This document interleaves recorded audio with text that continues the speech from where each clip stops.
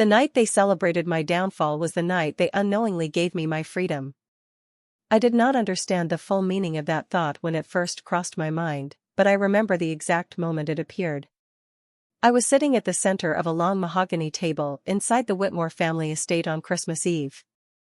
Thousands of white lights glowed throughout the property. Crystal chandeliers reflected across polished floors. Holiday music drifted softly through hidden speakers. Around me sat nearly 40 guests dressed in formal evening attire, laughing, talking, and enjoying what appeared to be a perfect family celebration. Snow pressed gently against the tall windows overlooking the Connecticut countryside. Everything looked warm. Everything looked beautiful. Everything looked completely normal. Then Madison stood up. My wife of 22 years adjusted the sleeve of her dark green dress and looked around the room. The conversations gradually faded. Forks stopped moving. Glasses settled onto the table. Every eye shifted toward her. At first, I assumed she was about to make a Christmas toast. That was what people did at gatherings like this. They thanked family members. They shared memories. They talked about gratitude. Instead, she looked directly at me. "Caleb," she said quietly. My name sounded unfamiliar coming from her. Not because of the word itself. Because of the distance behind it. A man seated near George Whitmore opened a leather briefcase and removed several documents. My stomach tightened before I even saw the pages. Something inside me already knew. George folded his hands together and leaned back comfortably in his chair. Linda Whitmore lowered her eyes. Several relatives exchanged brief glances. It happened so quickly that most people probably would not have noticed. I noticed. The attorney placed the documents in front of me. Divorce papers. The room became perfectly silent. I looked down at the first page. Then the second. Then the signature line waiting at the bottom. 22 years. Reduced to paperwork. Madison spoke again. Her voice remained calm and carefully controlled. "I think this is the best path forward for both of us." The words sounded practiced. Rehearsed. Like a speech repeated several times in private before being delivered in public. Around the table, expressions varied. Some guests looked uncomfortable. Others seemed curious. A few appeared almost relieved. What struck me most was how little surprise existed in the room. Nobody looked shocked. Nobody asked questions. Nobody seemed confused. That was when I realized something important. This was not an announcement. This was a performance. The audience already knew the script. I was simply the last person expected to learn my role. George cleared his throat. "There is no reason to make this more difficult than it needs to be," he said. His tone sounded reasonable. Friendly, even. The holidays should remain peaceful. The irony nearly made me laugh. Presenting divorce papers during Christmas dinner was apparently his definition of peace. I looked around the room once more. Family portraits lined the walls. Candles flickered across silver decorations. Outside, fresh snow continued falling beneath the glow of holiday lights. It felt surreal. As though two completely different realities occupied the same space. One reality showed a festive Christmas gathering. The other showed the public ending of a marriage. Madison waited. George waited. The attorney waited. Everyone waited. They expected resistance. Anger. Arguments. Maybe even desperation.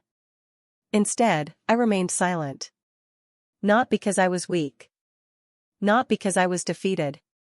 Because in that moment, I was remembering. I remembered our first apartment. I remembered the nights we spent planning our future. I remembered the promises we made when life was simpler and success meant having each other. Those memories hurt far more than the documents in front of me. A tear formed in my eye before I could stop it. Immediately, I noticed several reactions around the room. A cousin smiled faintly. Someone near the fireplace whispered something to another guest. George relaxed in his chair. They misunderstood what they were seeing. They thought the tear meant surrender.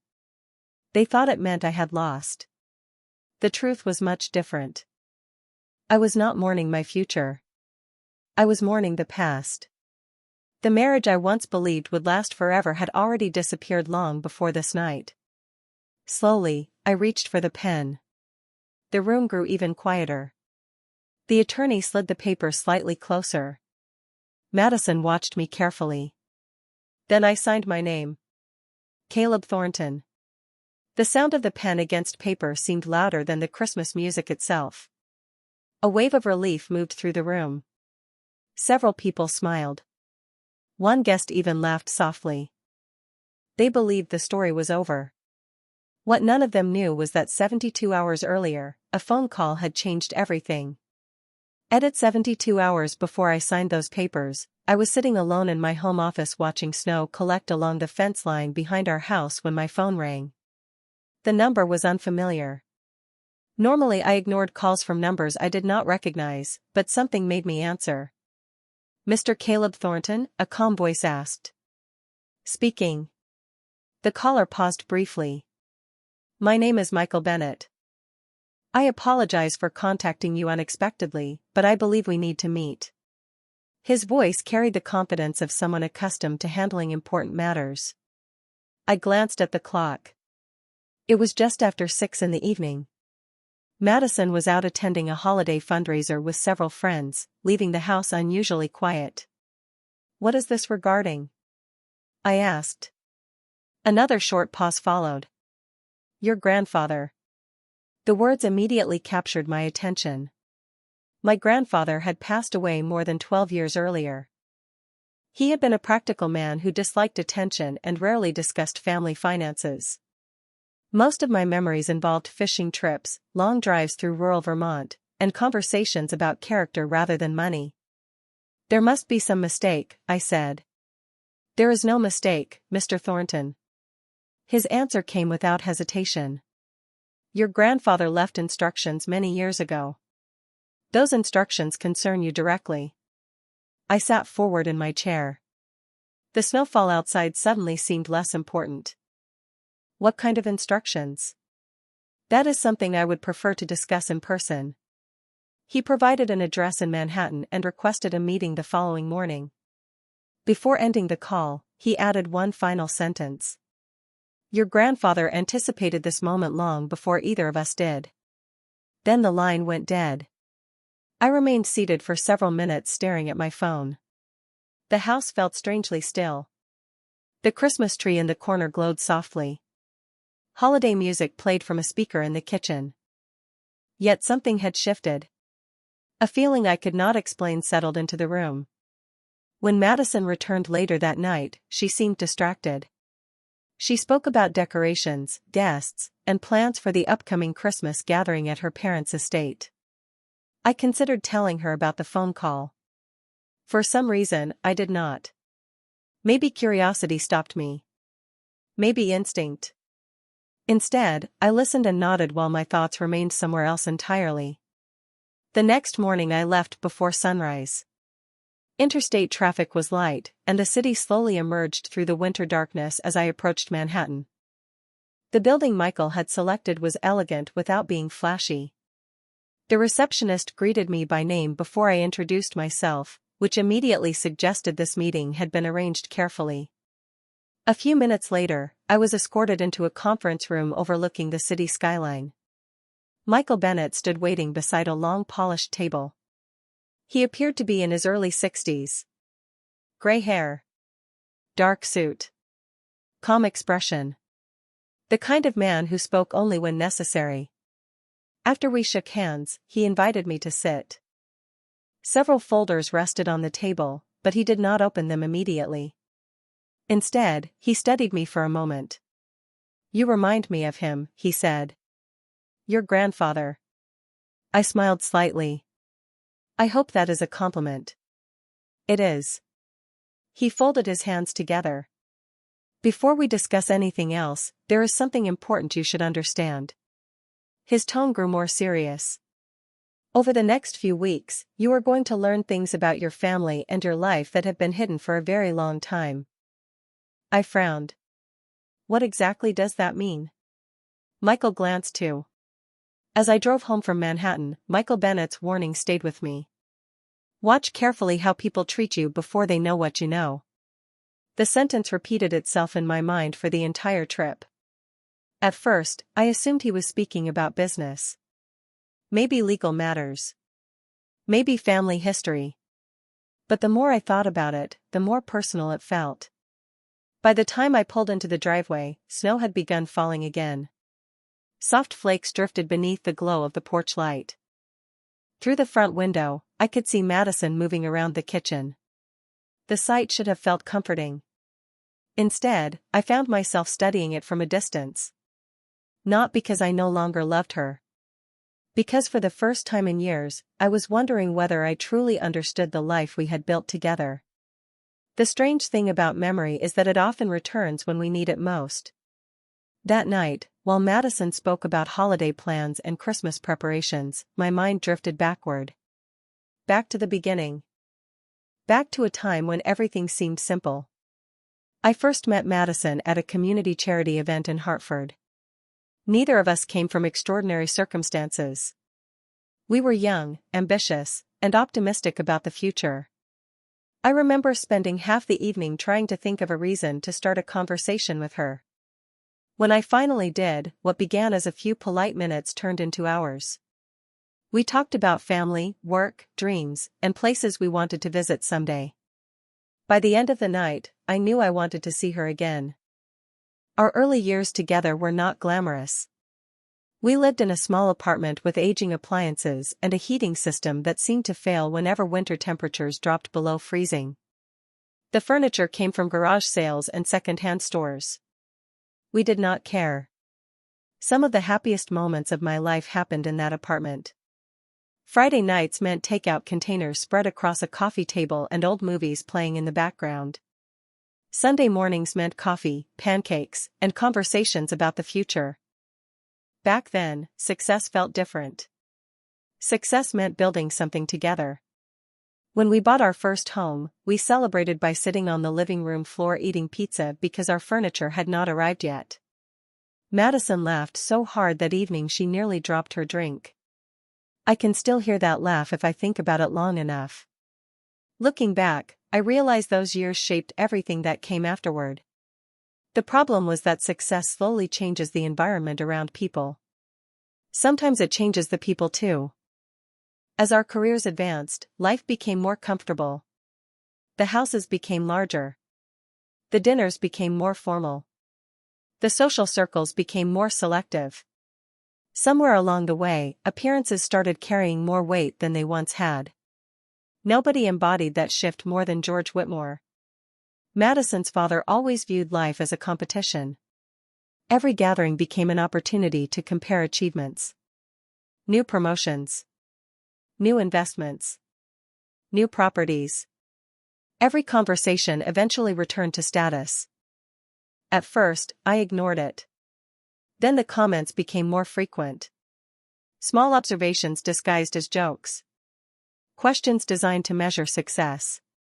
Comparisons to other husbands, other careers, other lifestyles. None of it seemed significant individually. Together, however, they created pressure that settled quietly over our marriage. The hardest part was not George. It was Madison's gradual silence. Years earlier, she would have challenged those comments immediately. She would have defended me without hesitation. Slowly, that stopped happening. She never openly agreed with them. She simply stopped disagreeing. Looking back now, I think that was when the distance first appeared. Not during an argument. Not during a crisis. During ordinary dinners filled with polite smiles and subtle judgments. By the time I went to bed that evening, one realization had become impossible to ignore. The marriage everyone admired from the outside was not as strong as I once believed. And deep down, I was beginning to suspect that the Christmas gathering waiting a few days ahead would reveal far more than anyone expected. The next 2 days passed beneath a strange sense of anticipation. On the surface, everything appeared normal. Christmas decorations filled the neighborhood. Holiday advertisements played on television. Friends exchanged greetings and invitations. Yet underneath the familiar routines, I could feel something shifting. It was not one dramatic event. It was dozens of small moments that gradually formed a pattern. The morning after my trip to Manhattan, Madison spent nearly an hour on the phone in another room. When I entered, the conversation ended immediately. That alone meant nothing. People have private conversations all the time. What caught my attention was how often similar situations began occurring. Text messages arrived late at night. Calls ended when I walked into the room. Plans seemed to change without explanation. Individually, none of it felt suspicious.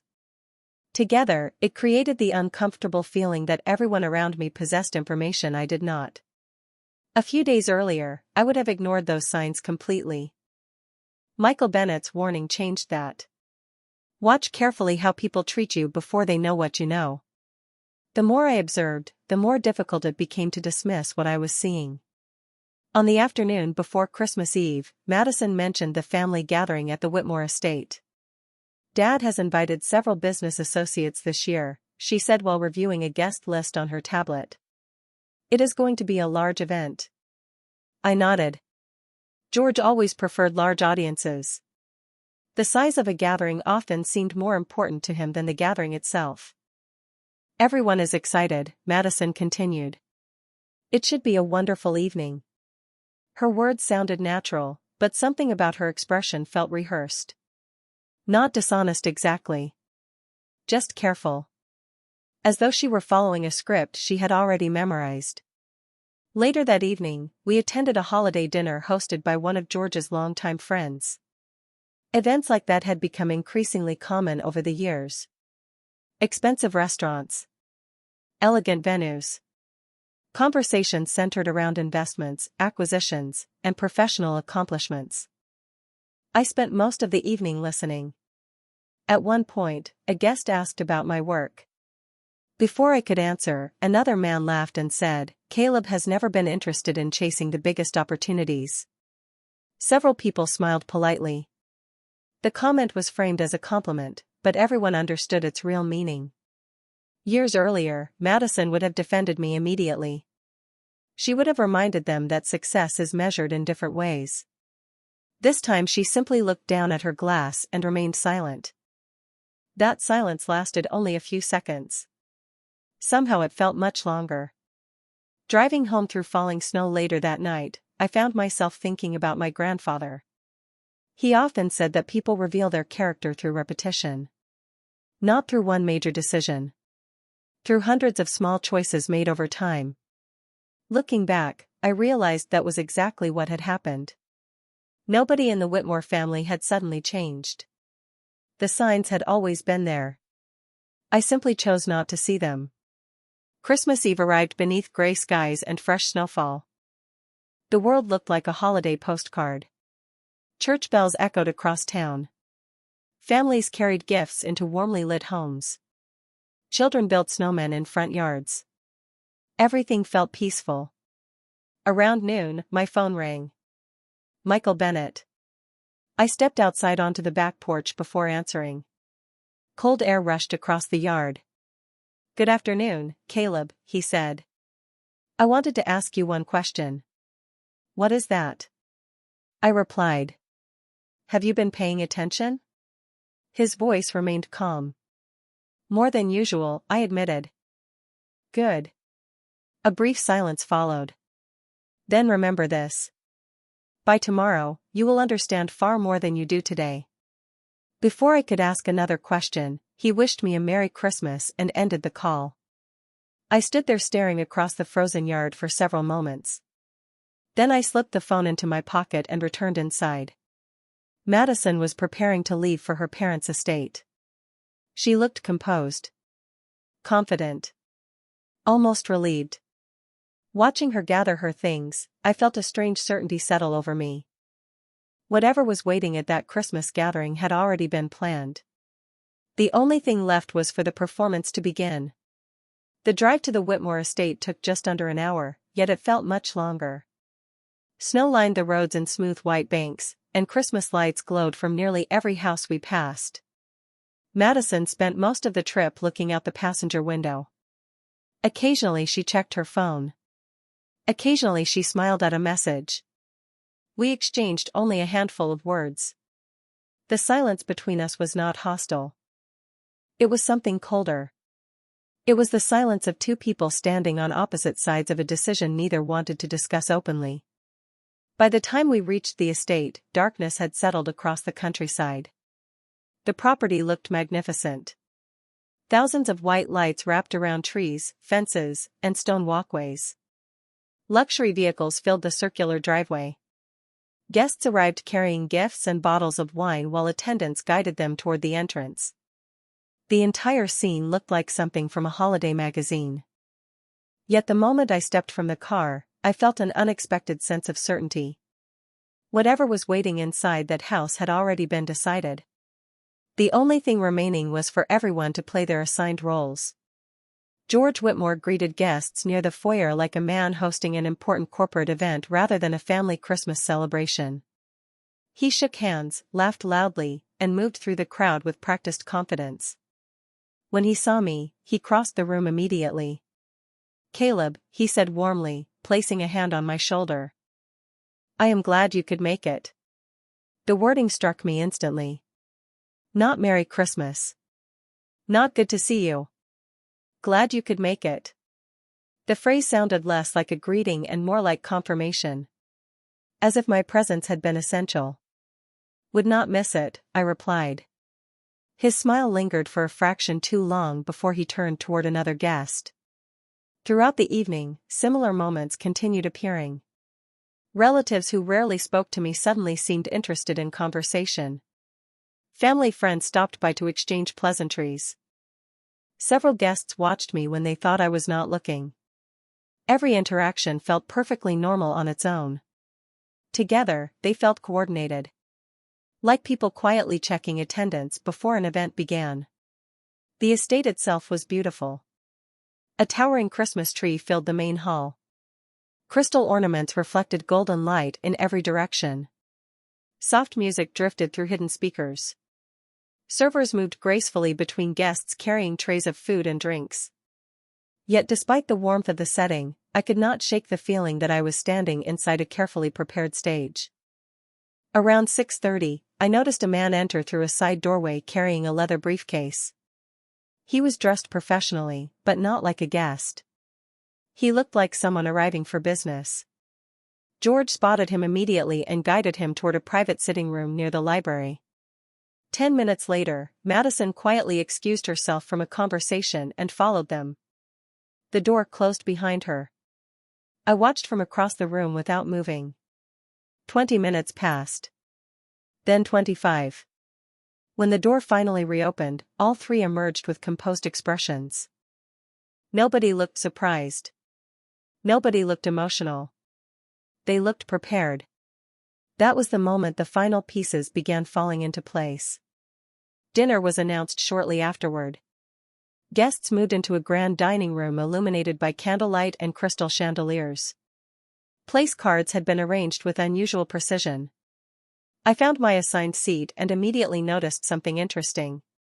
Madison sat directly across from me. George occupied one end of the table. The man with the briefcase sat only a few chairs away from him. Coincidence suddenly felt very unlikely. As dinner progressed, conversations flowed easily around the room. People discussed travel plans, investments, holiday traditions, and family memories. Yet beneath every conversation, I sensed anticipation. Several times I caught guests looking toward George. Several times I caught George looking toward Madison. It reminded me of an audience waiting for a curtain to rise. Then, halfway through dessert, George exchanged a glance with Madison. She gave a nearly invisible nod. The man with the briefcase reached down beside his chair. In that instant, every doubt disappeared. This gathering had never been about Christmas. Christmas was simply the backdrop. The real purpose of the evening was finally about to reveal itself. George Whitmore slowly rose from his chair and tapped the side of his glass with a spoon. The small sound immediately silenced the room. Conversations faded. Laughter disappeared. Every guest turned toward him. The timing felt too precise to be spontaneous. I remained seated and watched carefully. Around the table, people adjusted in their chairs as though they already knew what was coming. George smiled and raised his glass slightly. "Before we conclude dinner," he said, "there is one family matter that should be addressed." Several relatives exchanged quick glances. A few guests lowered their eyes. Nobody looked surprised. The man with the briefcase stood and moved toward the center of the room. Up close, he looked exactly as I expected. Professional. Organized. Prepared. He placed the briefcase on the table and opened it. Inside sat several neatly arranged folders. Madison remained standing beside her chair. The attorney removed a stack of documents and placed them directly in front of me. Even though I already knew what they were, seeing them there created a strange feeling. Not shock. Not anger. More like confirmation. Confirmation that my instincts had been right all along. George folded his hands together. "This is not easy for anyone," he began. "But sometimes difficult decisions must be made."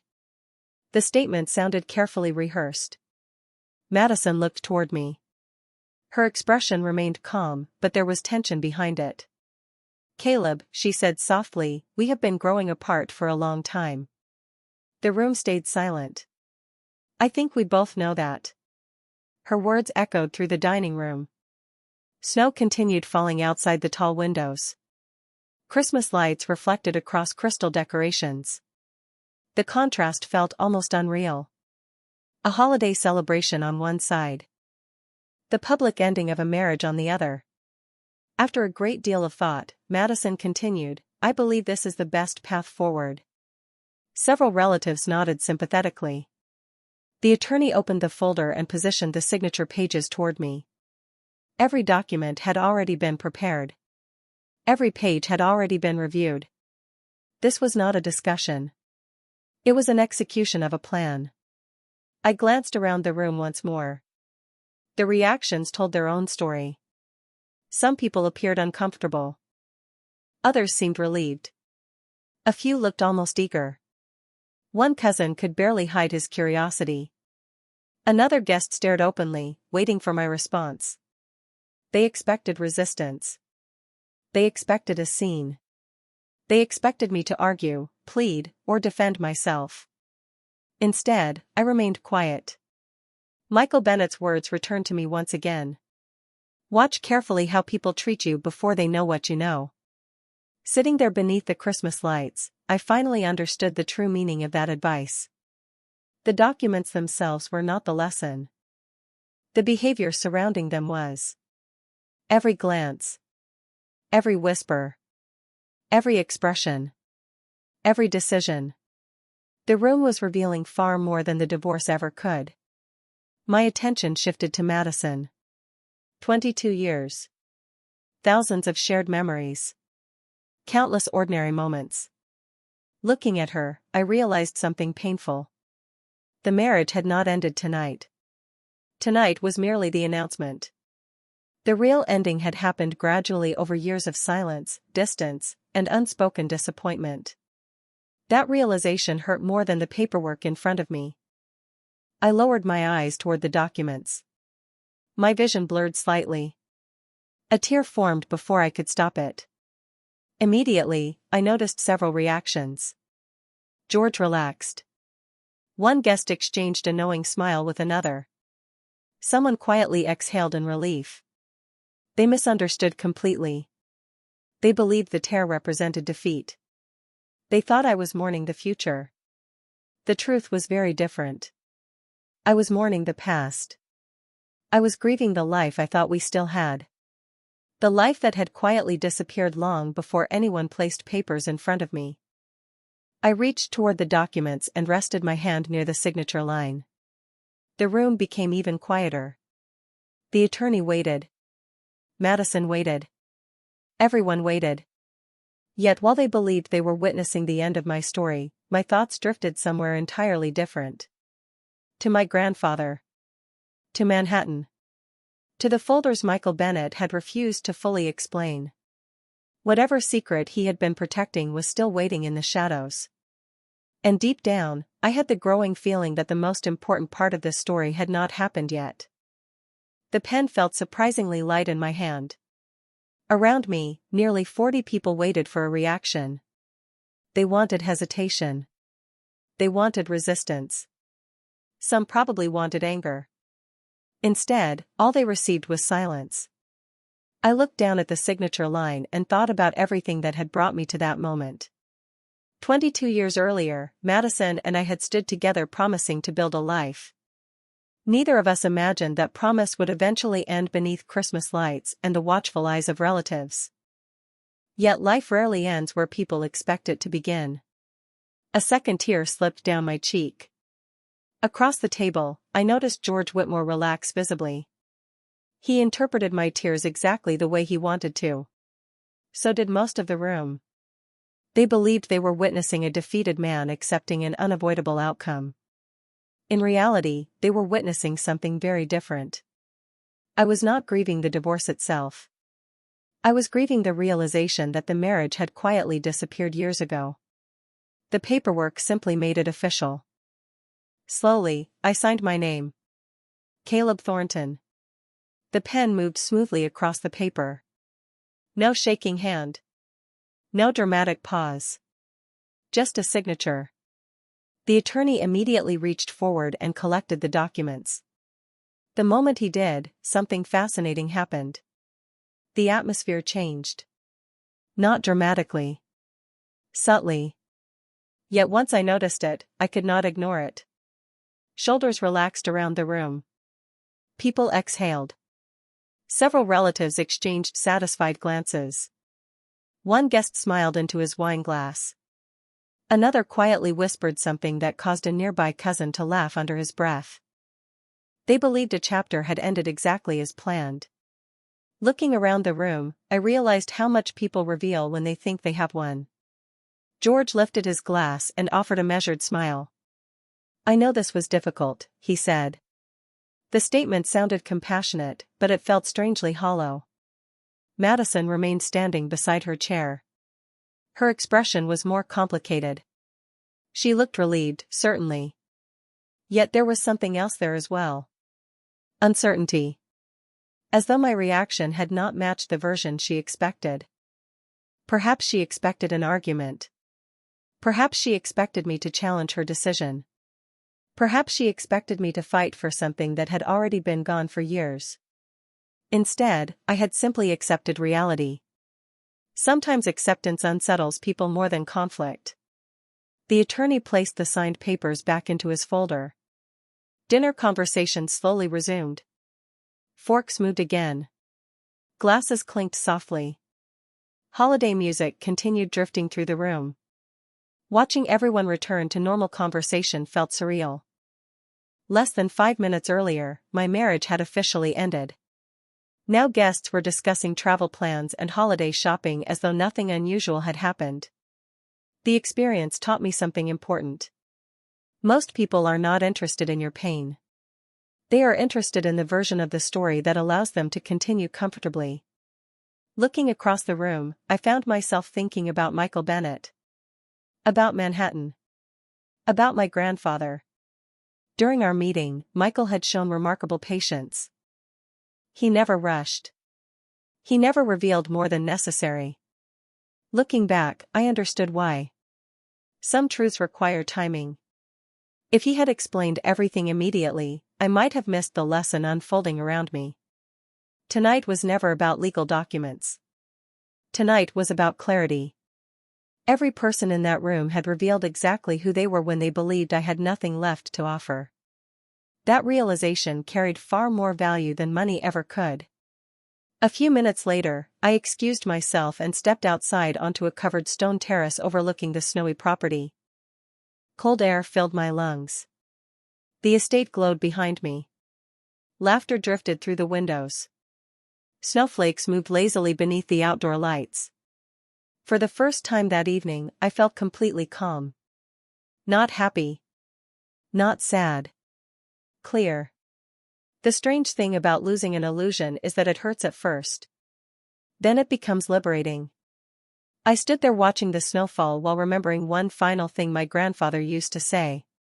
He often claimed that character reveals itself most clearly when people believe nobody important is watching. Looking back toward the house, I realized he had been right. The lesson was complete. The performance was over. What none of the people celebrating inside understood was that the real story had not reached its turning point yet.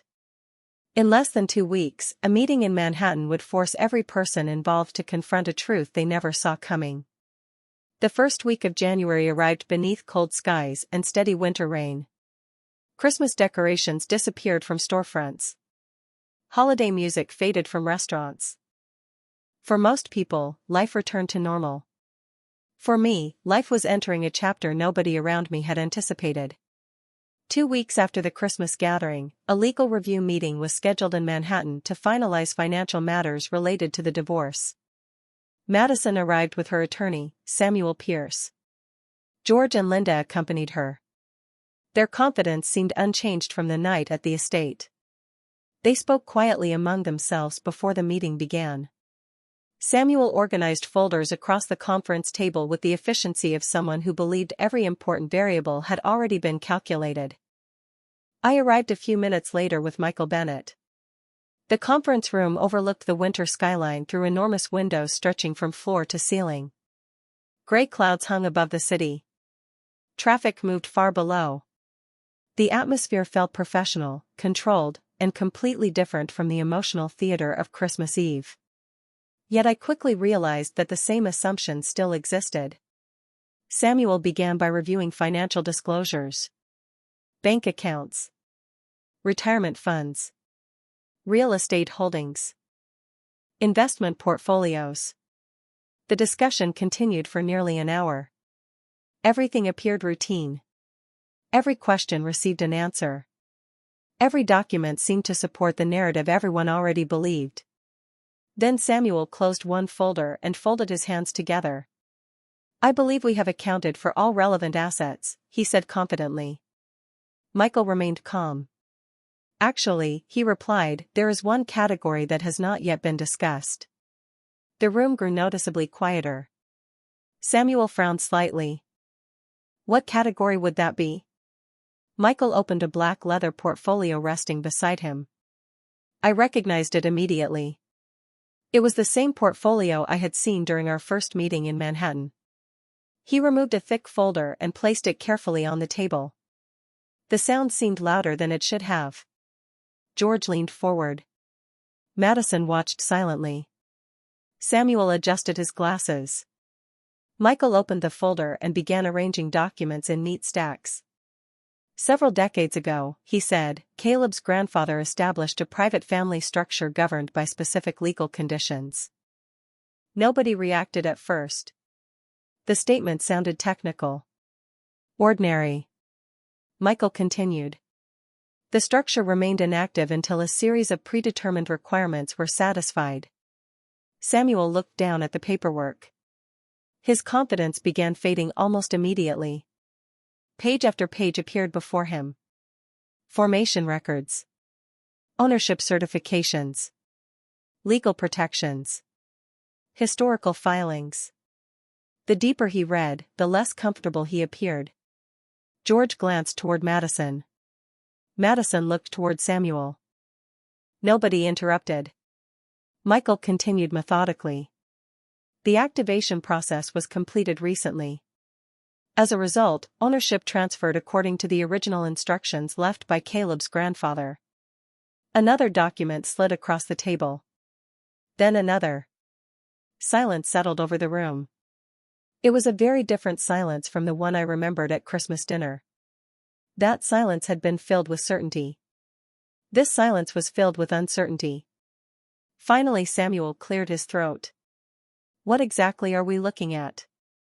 Michael answered without emotion. "A multigenerational trust." George frowned. "What kind of trust?" Michael turned a page and positioned it toward him. One that currently controls a diversified collection of assets accumulated over multiple decades. Samuel continued reading. The color gradually drained from his face. Madison looked confused. Linda appeared completely lost. George remained focused on the numbers. Then Michael delivered the sentence that changed everything. The current valuation is approximately $700 million. Nobody moved. Nobody spoke. The city skyline remained unchanged outside the windows, yet inside the room everything had shifted. Samuel read the page again. Then a third time. Madison slowly turned toward me. For the first time in years, she looked genuinely stunned. Not because of the money itself. Because she suddenly realized there were entire parts of my life she had never understood. Michael continued presenting documentation. Ownership structures. Protected assets. Transfer provisions. Separate classifications established long before our marriage. Every page reinforced the same reality. The assumptions guiding their decisions had been wrong from the beginning. Watching their reactions, I expected satisfaction. Instead, I felt relief. Because the documents were not revealing my worth. They were revealing the cost of judging someone before knowing the truth. 1 year later, Christmas returned beneath a sky filled with slow drifting snow.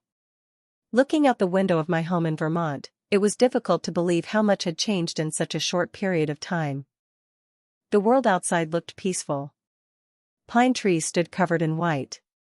A frozen lake reflected the pale winter sunlight. Smoke rose from distant chimneys. Inside, a fire crackled softly in the stone fireplace while a decorated Christmas tree filled the room with warm golden light. For the first time in many years, I felt completely at peace. The divorce had been finalized months earlier. There had been no dramatic battles. No public arguments. No attempts at revenge. Life simply moved forward. Looking back, I realized that the most valuable thing I gained was not money. It was clarity. The events that once felt devastating had revealed truths I might never have discovered otherwise. Some people disappeared from my life. Others surprised me with kindness. Most importantly, I learned that self-respect is worth protecting even when it costs you relationships you once believed would last forever. Earlier that afternoon, Michael Bennett had stopped by with a small envelope. Inside was a handwritten letter from my grandfather. He had written it years before and instructed that it only be delivered after certain conditions had been fulfilled. I sat beside the fireplace and carefully unfolded the paper. His handwriting looked exactly as I remembered. Steady. Deliberate. Familiar. The letter contained no discussion about wealth, investments, or assets. Instead, it focused entirely on character. Near the end, one sentence captured everything I had learned during the previous year. He wrote that money never changes people. It only reveals them. I read the line several times.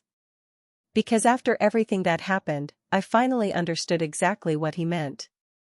The Christmas gathering had not transformed anyone. The legal meeting in Manhattan had not transformed anyone either. Those moments simply exposed what had already existed beneath the surface. The same was true for me. I entered that season believing my life was ending. Instead, I discovered that I had been given an opportunity to begin again. Outside, snow continued falling across the mountains. Church bells echoed faintly in the distance. Families gathered around dinner tables. Children opened gifts. The world carried on exactly as it always does. I folded my grandfather's letter and placed it beside me. Then I sat quietly for several moments, appreciating something I once took for granted. Peace. Real peace. Not the kind that comes from winning. The kind that comes from understanding. Looking back now, the night everyone believed they were witnessing my downfall became the night I regained my freedom. The people who laughed thought they were watching the end of my story. In reality, they were standing at the beginning of a much better chapter. And perhaps that is the lesson hidden inside every difficult ending. Sometimes what feels like loss is actually direction. Sometimes what feels like rejection is protection. And sometimes the greatest gift life can offer is the truth. As this story comes to a close, I find myself wondering what you would have done in my position. Would you have signed the papers that night, or would you have responded differently? I would genuinely love to hear your thoughts. And if stories about resilience, difficult choices, unexpected truths, and finding strength through adversity speak to you, I hope you will join us again for future journeys like this one by subscribing and becoming part of our growing community. After all, some of the most meaningful stories begin exactly where people assume they end.